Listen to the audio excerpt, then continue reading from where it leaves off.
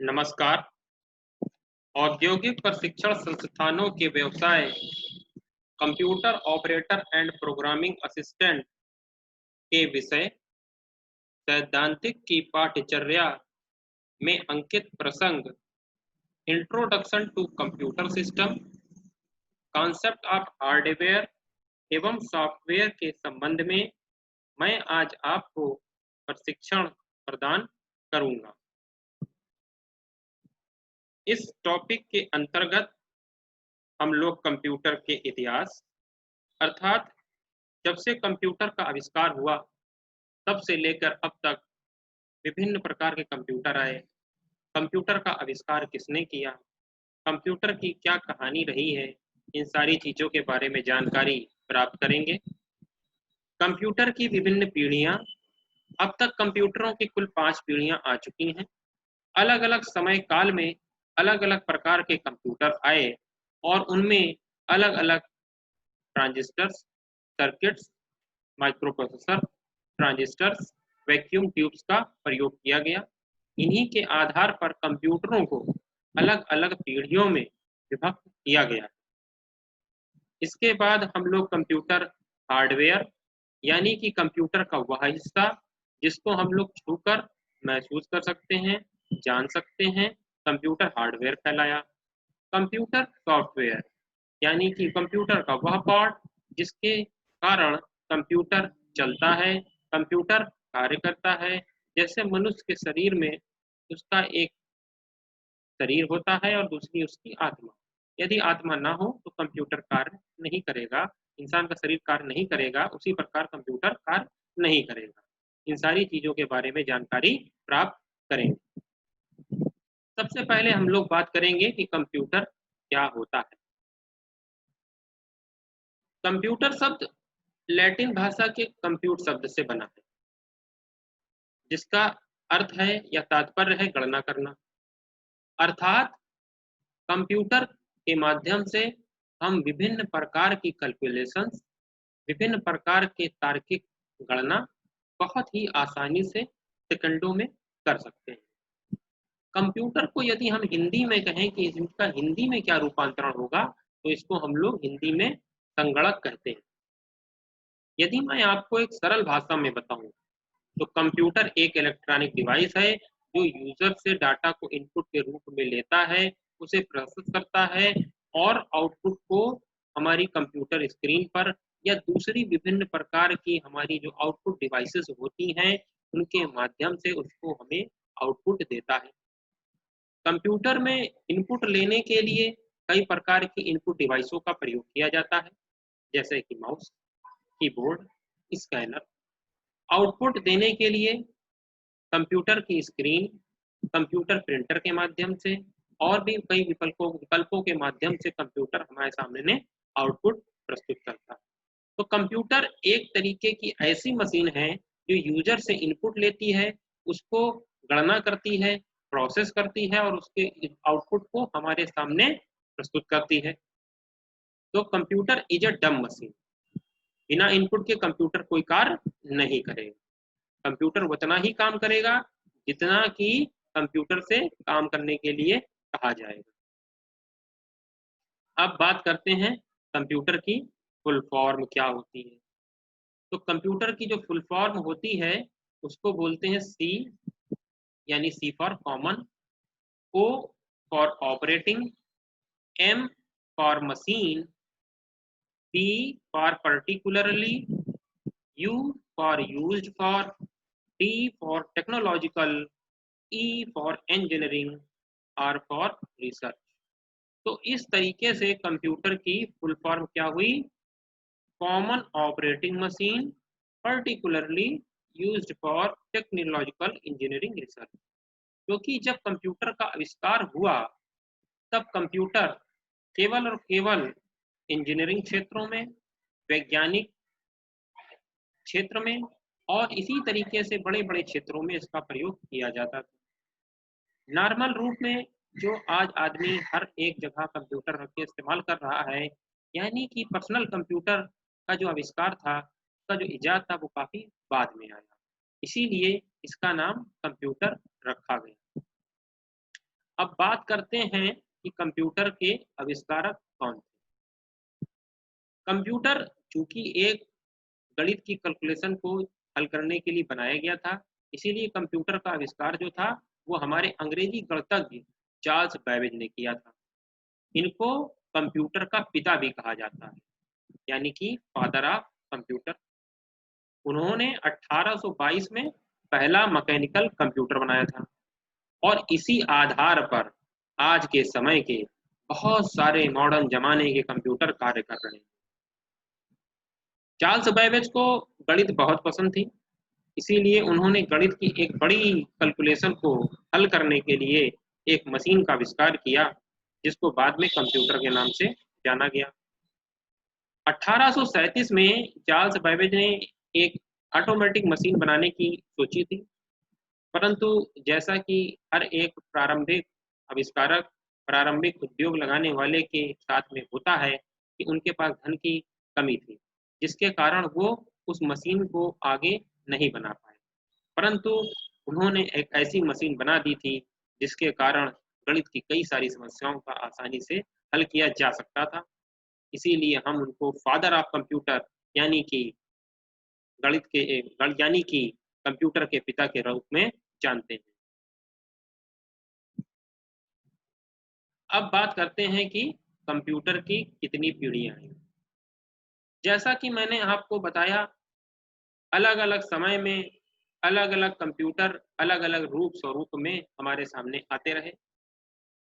जैसे जिसको आवश्यकता हुई वैसे ही अलग अलग तरीके के कंप्यूटर आते रहे। जैसा कि हम जानते हैं, आवश्यकता आविष्कार की जननी होती है। तो सबसे पहले जो कंप्यूटर है वो काफ़ी बड़े साइज में थे, उनको पहली पीढ़ी के कंप्यूटर कहा गया। उसके बाद एक समय अंतराल के बाद कुछ और अलग तरीके के कंप्यूटर आए, उनको दूसरी पीढ़ी के कंप्यूटरों के नाम से जाना गया। फिर तीसरी पीढ़ी के कंप्यूटर आए, इसमें हम लोगों ने कीबोर्ड और माउस का प्रारंभ किया। चौथी पीढ़ी के कंप्यूटर आए और उसके बाद पांचवी पीढ़ी के कंप्यूटर आए, जिनका प्रयोग हम लोग अभी तक कर रहे हैं। यानी जो अभी भी हम लोग कंप्यूटर कर प्रयोग कर रहे हैं, वो सारे के सारे पांचवी पीढ़ी के कंप्यूटर के अंतर्गत आते हैं। अब हम लोग बात कर लें जरा कि कंप्यूटर की पहली पीढ़ी क्या थी। तो जो एक समय काल था 1946 से लेकर 1959 तक, ये पूरे का पूरा समय काल कंप्यूटर की पहली पीढ़ी के समय काल के रूप में जाना जाता है। अर्थात इस समय में जितने भी कंप्यूटर आए, उनको हम लोग पहली पीढ़ी के कंप्यूटर के रूप में जानेंगे। क्यों जानेंगे? क्योंकि उसमें वैक्यूम ट्यूब का प्रयोग किया गया। ये वैक्यूम ट्यूब अपने आप में काफ़ी साइज़ में बड़ी थी और एक कंप्यूटर बनाने में कई सारी वैक्यूम ट्यूब का प्रयोग किया जाता था। इसलिए इनकी साइज़ काफ़ी बड़ा हो जाता था और इनमें कई सारी वैक्यूम ट्यूब का प्रयोग करने की वजह से ये गर्मी भी काफ़ी उत्पन्न करते थे और गर्मी उत्पन्न होने की वजह से इस कंप्यूटर को ठंडा रखने के लिए इनमें एसी की आवश्यकता होती थी। अब चूंकि साइज काफ़ी बड़ा था, इसलिए बिजली की खपत भी ये कंप्यूटर ज़्यादा करते थे और मशीनी भाषा का प्रयोग करते थे, अर्थात ऐसी भाषा जिसको कि केवल और केवल कंप्यूटर समझ सकता है, यानी 0 और 1 की भाषा, बिल्कुल लो लेवल लैंग्वेज का प्रयोग ये कंप्यूटर किया करते थे। इनका इनपुट बहुत स्लो था और उसी तरह आउटपुट भी बहुत स्लो हुआ करता था। अर्थात इनमें एक बार इनपुट दिया तो काफ़ी समय बाद गणना करने के बाद आउटपुट निकल कर के आता था। आकार इनका चूँकि बड़ा होता था, इसलिए इनमें गर्मी भी उत्पन्न होती थी और इसलिए इनको एक जगह जहाँ फिक्स कर दिया गया, ये वहीं पर फिक्स रहते थे, यानी ये पोर्टेबल नहीं थे। एक स्थान से दूसरे स्थान इनको मूव नहीं किया जा सकता था। इनके आउटपुट पर बहुत ज़्यादा विश्वास भी नहीं किया जा सकता था, इसीलिए इनको हम लोग पहली पीढ़ी के कंप्यूटर कहते हैं। तो ये जो पहली पीढ़ी के कंप्यूटर थे, इनका मुख्य पुर्जा मैग्नेटिक ड्रम था।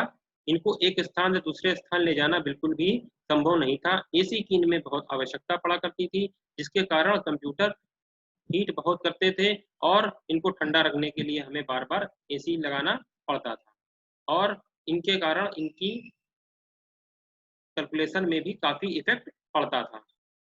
तो जो पहली पीढ़ी के कंप्यूटर आए, उनके कुछ उदाहरण हैं। ENIAC अर्थात electronic numerical integrated and calculators. यह पहली पीढ़ी के कंप्यूटर पेंसिल्वेनिया में मुचली और एकॉर्ड नामक साइंटिस्ट ने बनाए थे, जो कि अमेरिका की एक यूनिवर्सिटी है। ये 5000 जोड़ और 300-350 गुणों की क्रिया 1 सेकंड में कर सकता था। इनमें लगभग 18000 वैक्यूम ट्यूब्स का प्रयोग किया गया और इनके मेमोरी सिस्टम नहीं हुआ करते थे। मतलब हमने जो दिया आउटपुट, ये कोई चीज़ों को सेव नहीं करते थे। उसके बाद हमारी अगली पीढ़ी इसी में आए कंप्यूटर, जिसका नाम था EDSAC, अर्थात electronic delay storage automatic computer. इनका आविष्कार वाइक्स ने 1949 में किया था, जो कि कैम्ब्रिज विश्वविद्यालय में बनाया गया। इसके बाद जो अगला कंप्यूटर आया, जिसका नाम था EDVAC, अर्थात का नाम था electronic discrete variable automatic computer. यह भी 1950 में पेंसिल्वेनिया यूनिवर्सिटी में बनाया गया। उसके बाद जो अगला कंप्यूटर आया, जिसका नाम था लियो, यानी कि लायंस इलेक्ट्रॉनिक ऑफिस नाम का ये कंप्यूटर कहलाया। उसके बाद जो अगले कंप्यूटर आए, इसको नाम था हमारा यूनिवैक 1, यानी कि यूनिवर्सल अकाउंटिंग कंपनी। यह 1951 में एकर्ट एंड मॉचली ने बनाया था। उसके बाद हमारी IBM यानी कि इंटरनेशनल बिजनेस मशीन ने 701 और IBM 650 नाम से अगले कंप्यूटर बनाए। इसके बाद जो हमारे कंप्यूटर आए, उनको हम लोगों ने कंप्यूटर की दूसरी पीढ़ी में रखा। 1959 से लेकर 1965 के बीच में जितने भी कंप्यूटर आए, उनको हम लोग कंप्यूटर की दूसरी पीढ़ी में रखते हैं। यह पहली पीढ़ी के कंप्यूटर की तुलना में जो सबसे बड़ा इनमें परिवर्तन किया गया था कि इनमें ट्रांजिस्टर का उपयोग किया गया। पहली पीढ़ी के कंप्यूटर जहां वैक्यूम ट्यूब्स का प्रयोग किया जाता था, वहीं दूसरी पीढ़ी के कंप्यूटरों में ट्रांजिस्टर्स का प्रयोग किया गया। इनका समयकाल 1959 से 1965 तक था। अब इनमें चूंकि ट्रांजिस्टर का प्रयोग किया जा रहा था, इसलिए ये पहली पीढ़ी की तुलना में कम गर्मी उत्पन्न करते थे, यानी वैक्यूम ट्यूब ज्यादा गर्मी उत्पन्न करती थी। AC की आवश्यकता हालांकि इनमें थी, क्योंकि लेकिन ये पहले की तुलना में कम गर्मी उत्पन्न करते थे। अब इनका साइज भी कम हो गया। इनको एक स्थान से दूसरे स्थान मूव करना, एक स्थान से दूसरे स्थान ले जाना पहले की तुलना में आसान हो गया। तो इनमें क्या हुआ, बिजली की खपत भी कम हो गई। अब जहां पहली पीढ़ी के कंप्यूटर हमारे बेसिक यानी कि मशीनी भाषा का प्रयोग कर रहे थे, वहीं दूसरी पीढ़ी के कंप्यूटरों में हाई लेवल लैंग्वेज का प्रयोग प्रारंभ हो गया। बैच प्रोसेसिंग और मल्टी प्रोग्रामिंग, अर्थात एक साथ कई प्रोग्राम चालू करने की इनमें क्षमता विकसित की गई। इनमें गणना करने का समय जहां पहली पीढ़ी के कंप्यूटर में क्या था, मिली सेकंड्स में था, वही गणना करने का समय इसमें किसमें परिवर्तित हो गया, माइक्रो सेकंड में। इनका व्यावसायिक उत्पादन भी प्रयोग में लाया जाने लगा और लोग व्यावसायिक स्तर पर भी इनका प्रयोग करने लगे। जहां पहली पीढ़ी के कंप्यूटर केवल और केवल वैज्ञानिक और इंजीनियरिंग क्षेत्र में कर रहे थे, वहीं इनका प्रयोग हमारा व्यावसायिक क्षेत्र में भी प्रारंभ हो गया।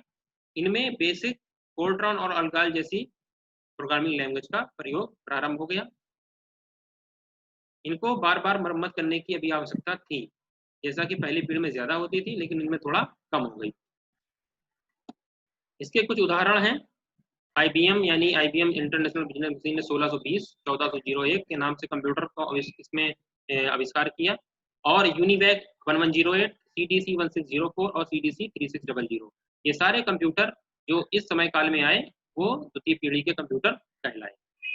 इसके बाद बात होती है जो है हमारा तीसरी पीढ़ी का कंप्यूटर, यानी थर्ड जनरेशन ऑफ कंप्यूटर। इन कंप्यूटरों का समय काल 1965 से लेकर 1975 तक के था। इस पीढ़ी में जो भी कंप्यूटर आए, उनमें IC यानी कि इंटीग्रेटेड सर्किट्स का प्रयोग किया गया। पहली पीढ़ी के कंप्यूटरों में जहां वैक्यूम ट्यूब का प्रयोग किया जा रहा था, दूसरी पीढ़ी के कंप्यूटरों में जहां हम ट्रांजिस्टर का प्रयोग कर रहे थे, वहीं इस थर्ड जनरेशन यानी कि तीसरी पीढ़ी के कंप्यूटरों में हम लोगों ने इंटीग्रेटेड सर्किट्स का प्रयोग प्रारंभ कर दिया था। अब चूंकि इनमें IC का प्रयोग किया जा रहा था, इसलिए इनमें पहली और दूसरी पीढ़ी की तुलना में गर्मी का उत्सर्जन यानी उत्पन्न इसमें कम होती थी, इसीलिए इनमें मेंटेनेंस भी कम होता था। साइज इनका छोटा था, इसलिए इसमें बिजली की खपत भी कम हो गई थी। हाई लेवल लैंग्वेज का प्रयोग इसमें प्रारंभ हो गया था।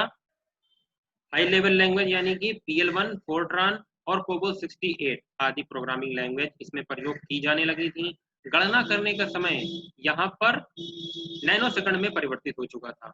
एक स्थान से दूसरे स्थान ले जाना इनमें बहुत ही आसान था। मरम्मत के खर्चों में बहुत कमी हुई थी। हार्डवेयर फेलियर की संभावनाओं में भी कमी आई थी। पूरी तरीके से ये इनका उद्देश्य पूरे विश्व में किया जाने लगा। व्यावसायिक उनका उत्पादन जो है बहुत ही आसान और सस्ता हो गया और इसमें संग्रहण यानी कि सेव करने के लिए डिस्क और टेप का प्रयोग किया जाने लगा। इन कंप्यूटरों में यानी तीसरी यानी थर्ड जनरेशन के कंप्यूटरों में मल्टी प्रोग्रामिंग और मल्टी प्रोसेसिंग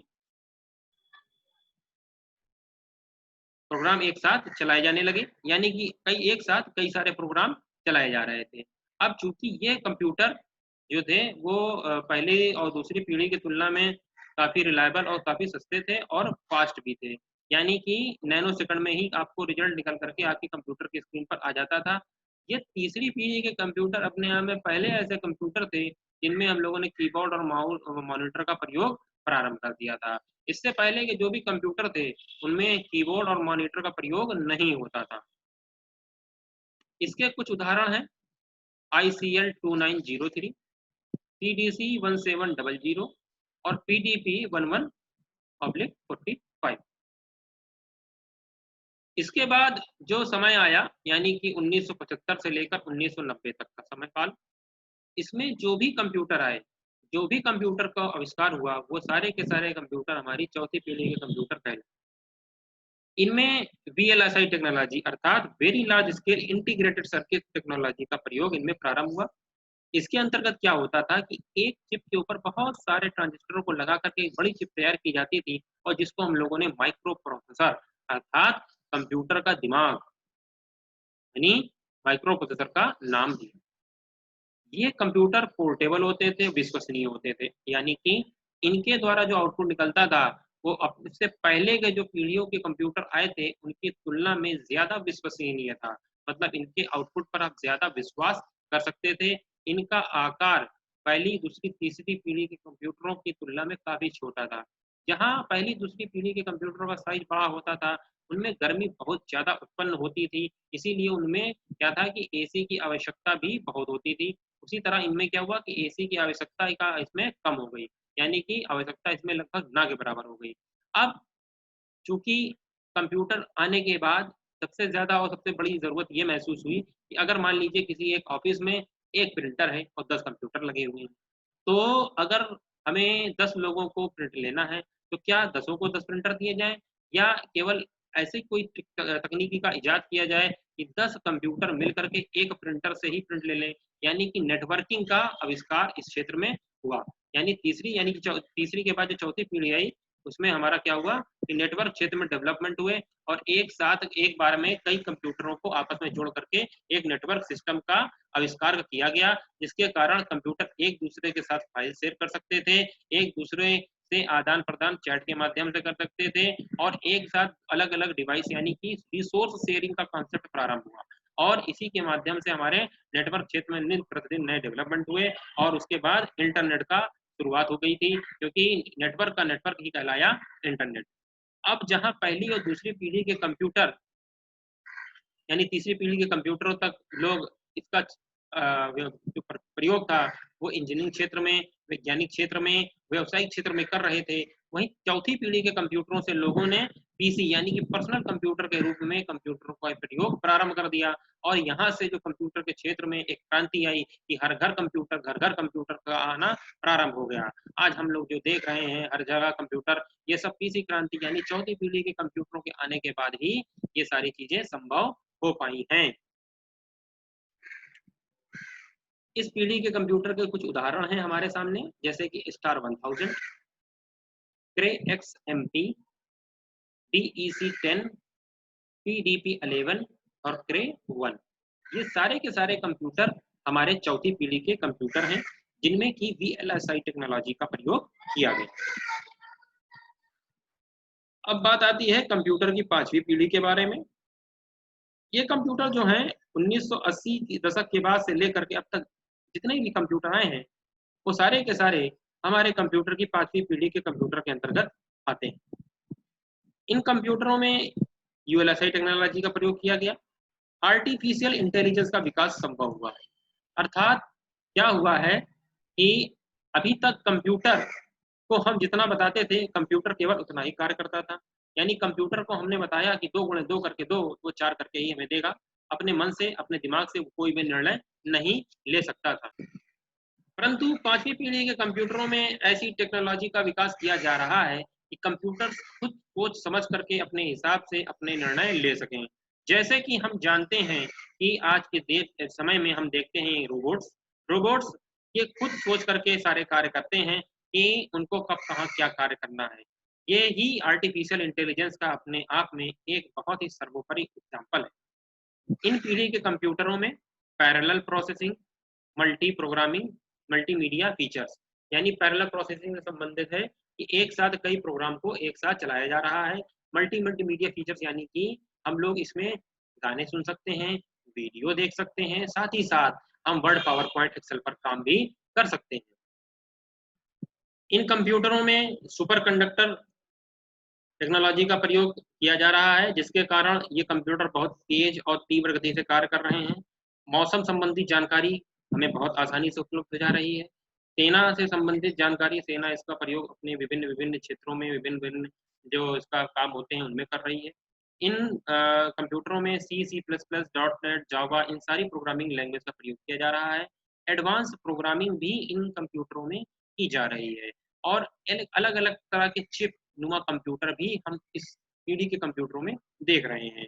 जैसे कि हमें लिफ्ट चलाने के लिए अलग कंप्यूटर बना लिया, ऑपरेट करने के लिए अलग अलग जो मशीन बनाई हैं उनमें अलग कंप्यूटर बन गए। यानी कि हमारे जो इस पीढ़ी के कंप्यूटर हैं वो केवल पीसी तक ही नहीं सीमित हैं, वो अलग अलग चुनिंदा क्षेत्रों में भी अलग अलग कार्यों को करने के लिए अलग अलग तरीके के कंप्यूटर बनाए जा रहे हैं। इस पीढ़ी के कंप्यूटरों का कुछ एग्जाम्पल है Intel P4, i3 to i10, AMD Athlon।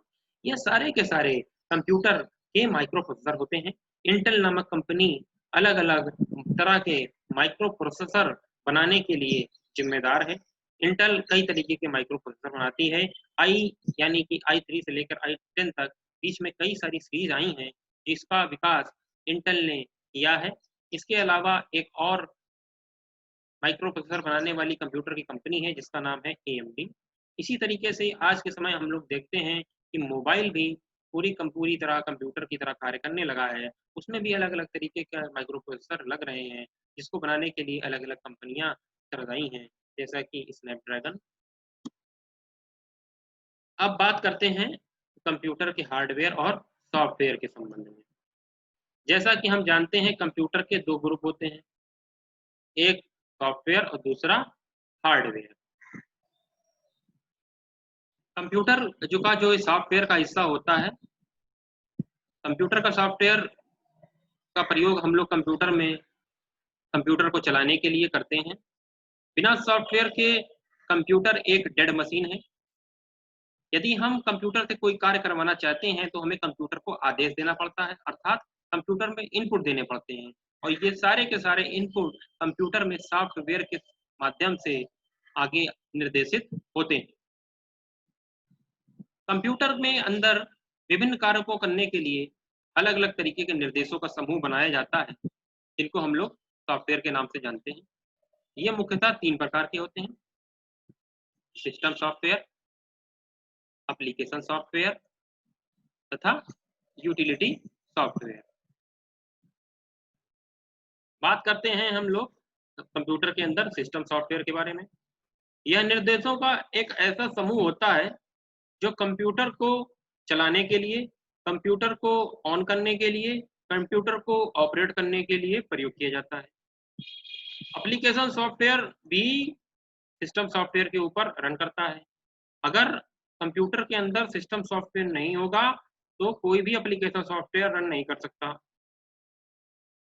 System software के कुछ एग्जांपल हैं ऑपरेटिंग सिस्टम, लैंग्वेज प्रोसेसर और ट्रांसलेटर प्रोग्राम। ऑपरेटिंग सिस्टम के अंतर्गत जैसे कि हम लोग जानते हैं विंडोज एक्सपी हो गया, विंडोज 7 हो गया, विंडोज 10 हो गया, ये सारे के सारे जितने भी ऑपरेटिंग सिस्टम हैं, लाइनक्स हो गया, U12 हो गया, हमारा एंड्रॉयड जो कि मोबाइल में इस्तेमाल होता है, एप्पल का iOS हो गया, ये सारे के सारे जो भी सॉफ्टवेयर हैं ये आपके सिस्टम सॉफ्टवेयर कहलाते हैं और ये सारे आपके क्या हैं? Operating system. बिना ऑपरेटिंग सिस्टम के आप कंप्यूटर को ऑन नहीं कर सकते, ना ही कंप्यूटर को चला सकते। तो ये सारे के सारे हमारे क्या कहलाते हैं, ऑपरेटिंग सिस्टम, और ये सारे के सारे किसके अंतर्गत आते हैं, सिस्टम सॉफ्टवेयर के अंतर्गत। इसके बाद जो बात आती है एप्लीकेशन सॉफ्टवेयर के बाद, कि भाई कंप्यूटर तो ऑन हो गया, ऑन करने के बाद अब हमें कंप्यूटर में अपना कार्य करना है। जैसे एग्जांपल के तौर पे हमें कोई लेटर या पत्र लिखना है, तो उसके लिए हमें कोई ना कोई सॉफ्टवेयर चाहिए। तो जो वो सॉफ्टवेयर होगा वो क्या कहलाएगा, एप्लीकेशन सॉफ्टवेयर। और एप्लीकेशन सॉफ्टवेयर में पत्र लिखने के लिए हम लोग इस्तेमाल करेंगे एमएस वर्ड, यानी माइक्रोसॉफ्ट वर्ड का वर्ड का प्रोग्राम। और उसके बाद एक्सेल, ये सारे के सारे हमारे क्या हैं, एप्लीकेशन सॉफ्टवेयर।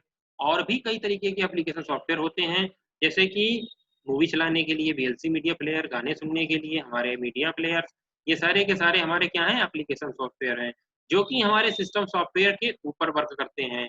बिना एप्लीकेशन सॉफ्टवेयर के कंप्यूटर ऑन हो सकता है, परंतु बिना सिस्टम सॉफ्टवेयर के कंप्यूटर ऑन नहीं हो सकता।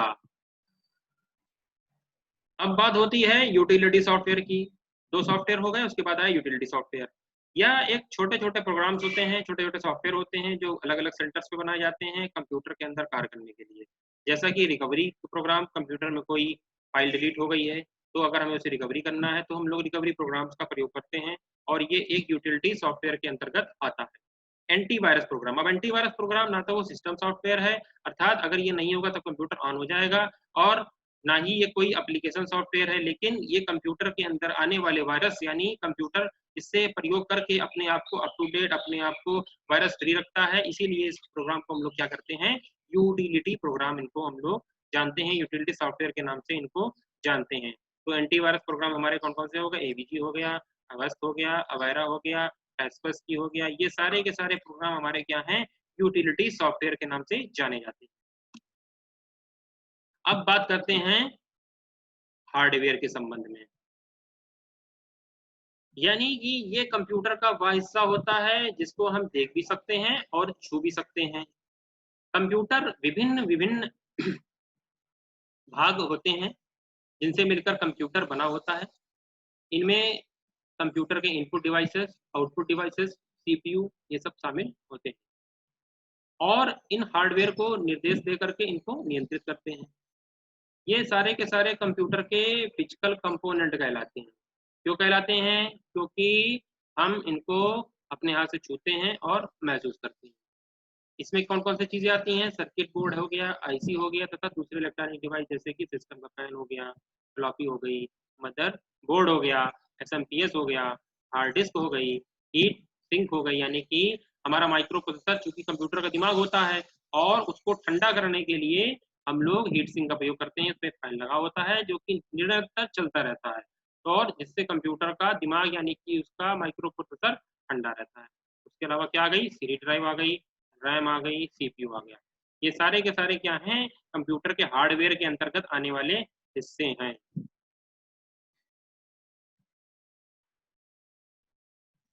अब इन हार्डवेयर में कुछ हमारी इनपुट डिवाइसेस होती हैं, कुछ आउटपुट डिवाइसेस होती हैं, जिनका प्रयोग करके हम कंप्यूटर में इनपुट देते हैं। कंप्यूटर उन इनपुट्स को लेके प्रोसेस करता है और उस आउटपुट को हमारे सामने डिस्प्ले कराता है। तो जितनी भी डिवाइसेस या पेरिफेरल डिवाइसेस कंप्यूटर में कनेक्ट की जाती हैं, वो सब की सब हार्डवेयर के अंतर्गत आती हैं, यानी कि कंप्यूटर उनका प्रयोग करके कहीं ना कहीं हमें इनपुट लेता है और आउटपुट देता है। तो ये सारा का सारा हिस्सा आपके कंप्यूटर के हार्डवेयर के अंतर्गत आता है।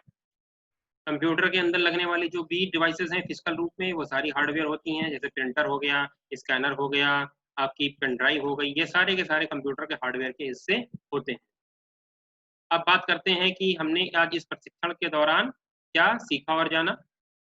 कंप्यूटर के इतिहास के बारे में, अर्थात कंप्यूटर का आविष्कार कैसे हुआ, किसने किया, और उनको क्या क्या दिक्कतें आई, और तब से लेकर अब तक कंप्यूटर को अलग अलग समय काल में अलग अलग तरीके के कंप्यूटर आए, उनमें अलग अलग इलेक्ट्रॉनिक डिवाइसेस और सर्किट्स का प्रयोग किया गया, और इसीलिए हमने कंप्यूटर को अलग अलग पीढ़ियों में विभक्त किया है, ताकि हम कंप्यूटर को आसानी से समझ सकें, उनको जान सकें, और उसको अपने साथ याद कर सकें। उसके बाद हमने जाना कंप्यूटर सॉफ्टवेयर के बारे में, कि कंप्यूटर सॉफ्टवेयर क्या होता है, कंप्यूटर हार्डवेयर के बारे में, यानी कंप्यूटर सॉफ्टवेयर वह हिस्सा होता है जिसको हम लोग ना तो छू सकते हैं, केवल उस पर यूज करके हम लोग अपना कंप्यूटर ऑन करते हैं। कंप्यूटर में जितने भी कार्य होते हैं वो सॉफ्टवेयर के माध्यम से होते हैं। हार्डवेयर कंप्यूटर का वह हिस्सा होता है जिसका प्रयोग करके हम कंप्यूटर को छू सकते हैं और कंप्यूटर के अंदर सारी चीजों का इनपुट दे सकते हैं, कंप्यूटर का आउटपुट ले सकते हैं।